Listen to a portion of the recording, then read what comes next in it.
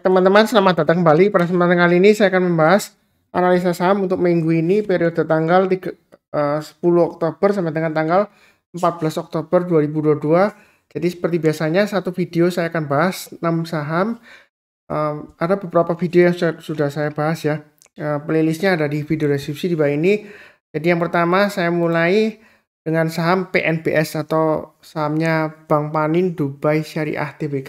Jadi kalau kita perhatikan di sini untuk support resistennya ya, untuk weekly-nya saya menggunakan acuan garis-garis dari Fibonacci retracement ya, yang sudah saya tarik sebelumnya. Jadi di sini kalau kita perhatikan support terdekatnya kurang lebih dia di area ini sudah saya gambarkan sebelumnya 70 di paling bawah ya. Kemudian 79 di sini dari swing high di sini. Jadi intinya untuk PNBS ini selama dia masih di atasnya 79 itu masih ada peluang besar untuk breakout lagi ke atas 102 ya. Ini hanya sebelumnya 102 ya. Kurang lebih di Fibonacci retracement 38,2% ya. Jadi kalau dia berhasil naik lagi ke atas 102, yang mau tambah lagi atau average up silakan.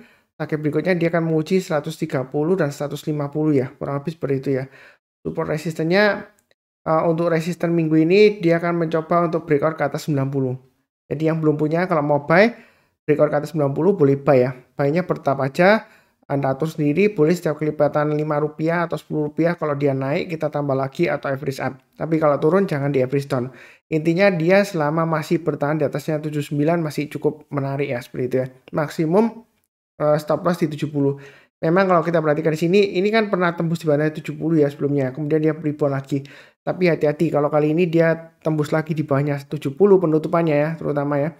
Lebih baik jual dulu semuanya.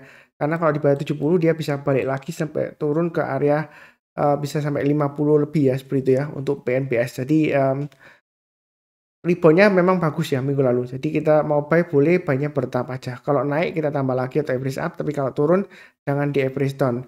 Nah, untuk daily chart-nya ini sudah saya gambarkan resisten terdekatnya di 91 sampai 92 ya. Ini dari swing high sebelumnya. Nah, kalau dia berhasil breakout lagi minggu ini ke atas 91 atau 92, breakout naik ke atas ya. Kita boleh buy yang belum punya, atau kalau yang mau tambah lagi atau average up silakan. Target price berikutnya dia akan menguji 102 dan 112. Ini garis-garisnya sudah saya bantu di sini ya. Ini 102 saya ambil dari swing high-nya di sini. Kemudian kalau 112 ini kalau mundur ke belakang ini kurang lebih di area resisten di sini ya. Jadi kurang lebih untuk MBS apakah masih menarik? Masih. Nah, kalau misalnya Anda takut tiba-tiba setelah naik kemudian turun, Anda boleh buy and close di area 79 atau 81 ya. Jadi yang ikuti saya harusnya 81 ke atas sudah buy ya untuk PNBS ya. Ini sudah saya sebutkan juga di rekomendasi di grup saya seperti itu ya. Jadi untuk PNBS ini masih cukup menarik, uptrendnya masih cukup bagus ya. Ini EMA 20-nya masih mengarah ke atas, harganya hari Jumat breakout naik ke atas. Nah, apakah setelah breakout dia langsung koreksi seperti sebelumnya di sini ya, dia naik tinggi kemudian 1, 2, sampai 3 hari dia bisa koreksi ya seperti itu ya. Nah, ini juga kemungkinan ada ya. Jadi kalau takut buy on weakness, tapi kalau nggak dikasih kita buy high sell higher ya seperti itu ya. Karena uptrendnya masih bagus. Jadi buy-nya bertahap aja. Kalau naik kita tambah lagi, tapi kalau turun jangan di average down. Kurang lebih cukup. Oke, berikutnya untuk PNLF ya. Masih satu grup dengan PNBS ya. Jadi kalau buy PNBS, PNLF-nya jangan buy sekalian ya, nanti kebanyakan ya. Usahakan jangan semuanya satu grup. Nah, kalau kita perhatikan di sini untuk PNLF selama dia masih berada di atasnya 520, dia masih ada peluang untuk breakout ke atas 635. Nah, kalau breakout ke atas 635 ini saya pakai acuan Fibonacci extension. Kalau yang ingin tahu mengenai penggunaan Fibonacci extension ada videonya, 3 video pembelajarannya. Linknya ada di video deskripsi bawah ini. Jadi target berikutnya setelah 635 adalah 710 dan 820. Jadi uptrendnya untuk PNLF ini masih cukup bagus. Apakah ada aksi korporasi? Sepertinya ada ya beritanya seperti akuisisi dan lain-lain. Tapi saya nggak ngikutin beritanya. Saya di sini hanya fokus ke pergerakan harga sahamnya. Support terdekatnya di 520, maksimum di 468 atau pakai acuan swing low yang di sini 460 ya. Jadi kalau turun banyak 460 lebih baik jual dulu semuanya untuk PNLF, karena kalau dia sudah gagal bertahan di atas 468 atau 460 swing low di sini, dia ada kecenderungan bisa testing lagi area 300 lebih ya seperti itu ya. Dan kalau makin ke bawah dia makin resiko ya. Berarti sudah selesai ceritanya seperti itu ya. Jadi dia nggak diangkat naik lagi, kemungkinan dia koreksi atau konsolidasi panjang seperti itu ya. Nah, ini untuk weekly chart-nya, support resistennya. Kalau untuk daily chart-nya sudah saya gambarkan, targetnya 600 sudah tercapai. Jadi yang ngikutin rekomendasi saham saya itu 600 sudah tercapai. Nah, setelah 600 kira-kira di mana? Ini kalau kita lihat kan dia sudah all time high ya Pak Sunar. Nah, ini strateginya kalau kita lihat berdasarkan Fibonacci extension sebelumnya yang saya gambarkan, ini targetnya kenaikannya sudah luar biasa ya, 361,8% sudah tercapai juga. Jadi setelah 600 saya pakai acuan setiap kelipatan 50 aja. Jadi berikutnya target price-nya 650 dan 700 ya. Kurang lebih seperti itu untuk PNLF. Jadi yang mau buy silakan, buy-nya bertahap. Kalau dia berhasil naik lagi ke atas 600 atau 610, kita tambah lagi atau average up. Nah, misalnya kalau Anda mau pakai pasang trailing stop yang paling dekat itu di 560. Ya, kalau terlalu dekat ya pakai 520 atau 500. Yang takut-takut ya tunggu aja buy weakness yang sudah saya gambarkan sebelumnya 482 ya, tetap sama. Kalau misalnya nggak dikasih, paling dekat kalau dia masih strong uptrend ya, itu di 560. Artinya kalau dia turun di bawahnya 560 tapi menjelang penutupan atau besok paginya dia rebound ke atas 560, yang mau buy silakan, tapi buy-nya bertahap aja. Atau kalau misalnya Anda nggak buru-buru, nah ini seperti biasanya ya sudah saya sering sebutkan ya, kita bisa pakai MA20-nya. Artinya ketika dia turun ke bawah, memotong MA20-nya dari atas ke bawah, selama MA20-nya itu masih mengarah ke atas atau masih sideways juga boleh ya. Nah, ketika harganya sudah berhasil rebound lagi, mantul memotong ke atas lagi MA20-nya, di sana kesempatan kita untuk buy. Jadi kemungkinan masih ada kesempatan dikasih di 520 atau 500 ya, kurang lebih seperti itu. Atau kalau kita lagi mungkin 482 ya. Jadi buy on weakness itu kalau turun jangan langsung buy. Kita belinya kalau sudah berhasil rebound mantul ke atas seperti ini ya. Nah, ini areanya sudah saya sebutkan sebelumnya. Jadi yang ngikutin saya harusnya sudah buy on weakness di sini ya. Naik ke atas 482 buy, naik ke atas 500 tambah lagi atau average up ya, seperti itu ya.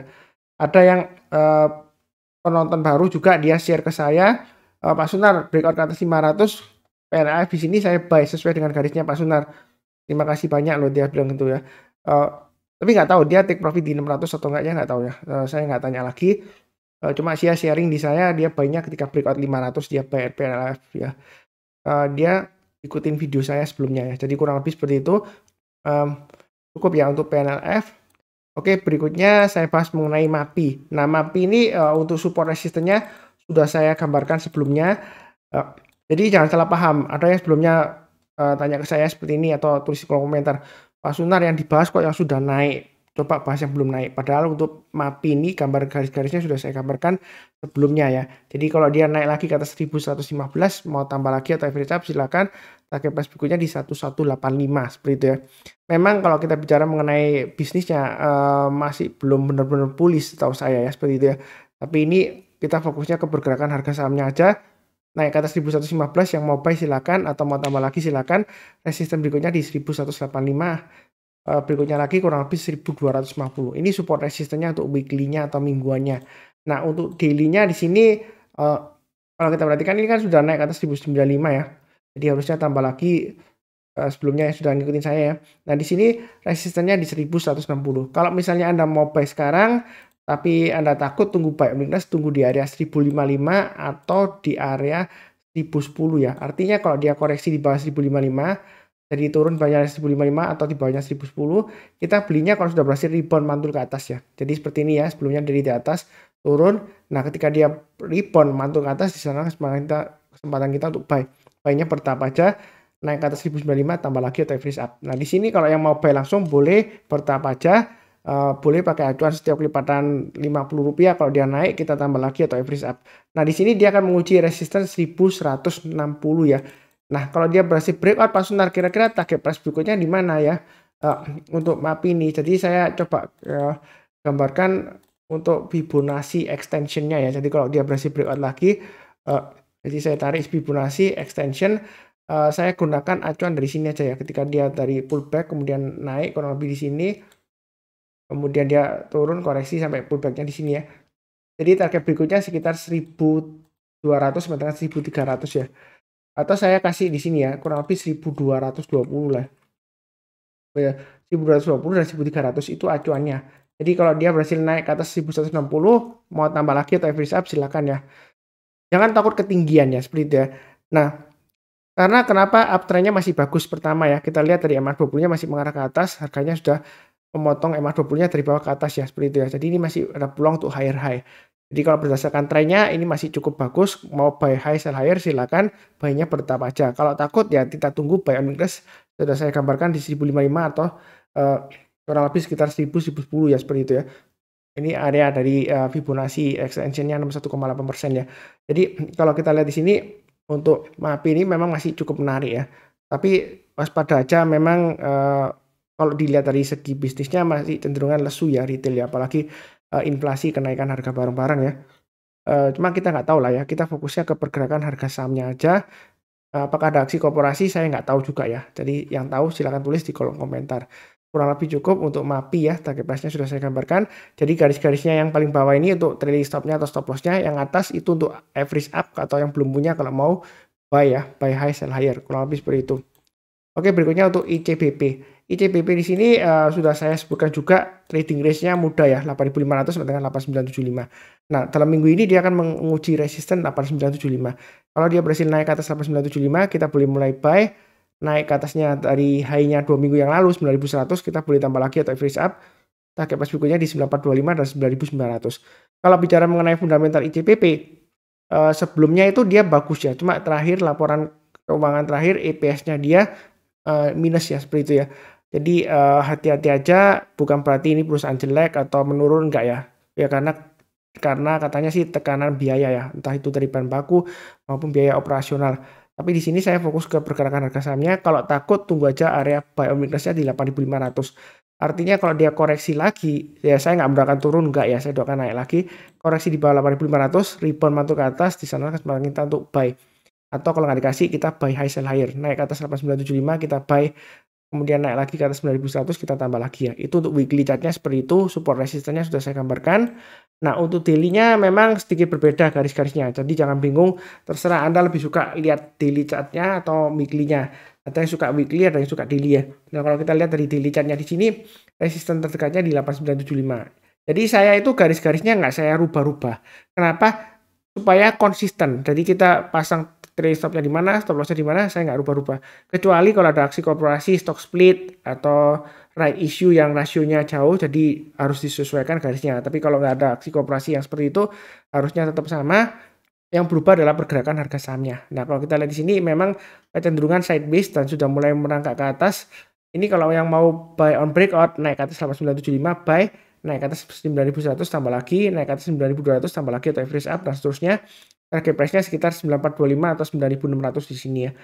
Itu kurang lebih untuk ICBP. Kalau yang nggak berani tunggu buy on weakness ya tunggu di 8.500 di sini ya. Ini sudah saya gambarkan ada dua ya. Sebelumnya ketika dia naik, kalau misalnya nggak kebagian ya tunggu aja buy on weakness ya seperti itu ya.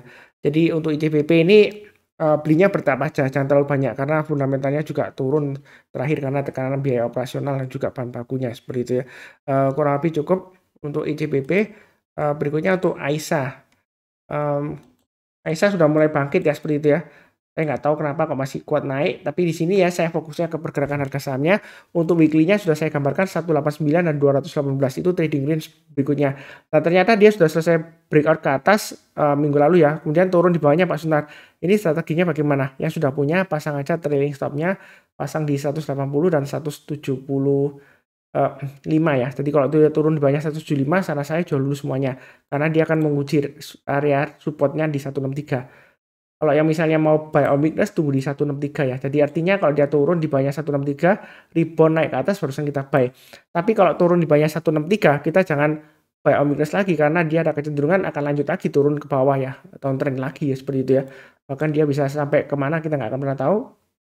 Tapi di sini saya perlu ingatkan volumenya seringkali naik turun ya, jadi timbul tenggelam ya. Jadi hati-hati, sesuaikan dengan resiko profil masing-masing. Jadi jangan terlalu banyak, buy-nya bertahap. Kalau misalnya buy on weakness gak dikasih, kita buy high sell higher.